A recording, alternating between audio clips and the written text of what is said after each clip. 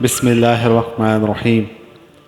جب دریائے نیل خشک ہوا تو دریائے نیل خشک ہو چکا تھا۔ وہ دریائے نیل جس کا پانی ٹھاٹے مارتا تھا اور مصر کے کھیتوں کو سیراب کرتا تھا، وہ دریا خشک ہو چکا تھا۔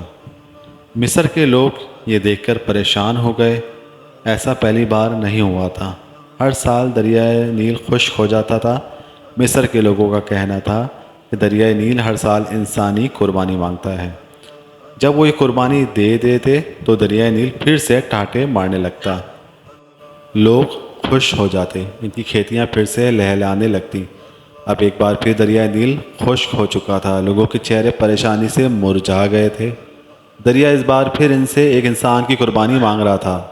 وہ سب مجبور تھے۔ یہ ان دنوں کی بات ہے جب حضرت عمر بن عاص رضی اللہ تعالیٰ عنہ نے مصر فتح کیا تھا۔ مصر میں فوجیں موجود تھیں۔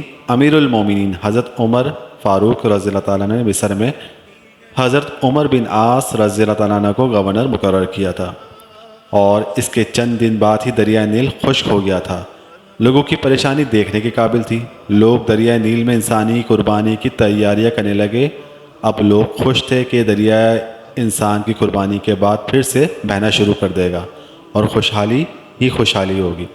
آخر وہ دن بھی آ گیا جس دن ایک انسان دریائے نیل کی بھیٹ چڑھنے جا رہا تھا۔ لوگ صبح ہی صبح یوں تیار ہو کر باہر نکلے جیسے عید کا سماں ہو۔ ہر شخص کے چہرے سے خوشی جھلک رہی تھی۔ حضرت عمر بن عاص رضی اللہ تعالیٰ عنہ دریائے نیل کے خشک ہونے کی وجہ سے سخت پریشان تھے۔ جب انہوں نے یہ سنا کہ لوگ دریائے نیل کی بھیٹ چڑھانے کے لیے ایک انسان کو قربان کرنے لگے ہیں تو وہ تڑپ اٹھے کہ یہ تو سراسر ظلم ہے۔ دریا کے لیے ایک انسان کو قتل کر دینا کہاں کی عقل مندی ہے۔ جب حضرت عمر بن عاص رضی اللہ تعالیٰ عنہ اپنے چند آدمیوں کے ساتھ دریائے نیل کی طرف چل پڑے، وہ اس قربانی کو ہر حال میں رکوانا چاہتے تھے۔ جب وہ دریائے نیل کے پاس پہنچے تو انہوں نے وہاں عجیب سما دیکھا۔ لوگ زرق برق کپڑے پہنے ہوئے موجود تھے۔ ہر شخص کے چہرے پر خوشی تھی۔ جب ان لوگوں نے گورنر کو دیکھا تو حیران رہ گئے اور سوچنے لگے شاید گورنر بھی اس قربانی کو دیکھنے کے لیے آئے ہیں۔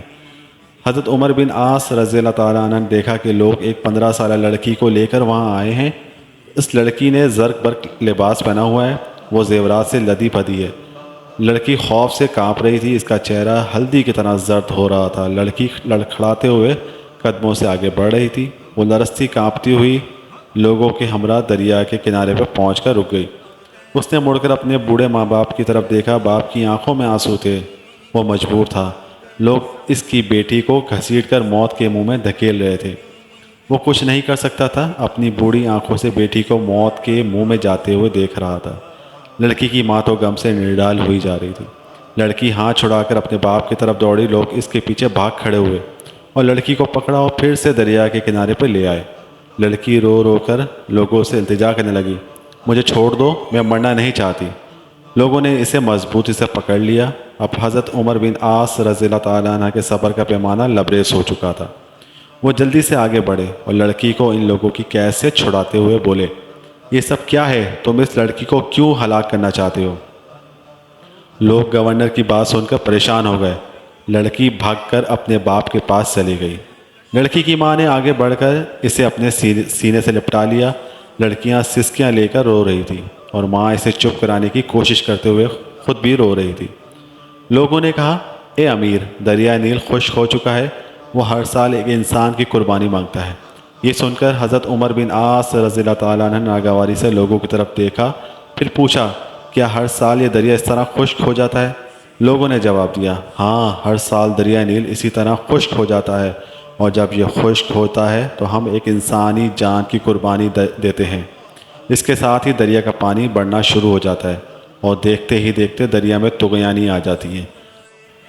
حضرت عمر بن عاص رضی اللہ تعالیٰ نے کہا، یہ تو ظلم ہے۔ لوگوں نے کہا، اے امیر، ہم ہر سال چاند کی 11 تاریخ کو ایک نوجوان لڑکی کا انتخاب کر کے اس کے والدین کو رضامندی سے اس لڑکی کو زیورات اور خوبصورت لباس بنا کر دریا نیل کی بھیٹ چڑھا دیتے ہیں، پھر دریا کا پانی بڑھنے لگتا ہے۔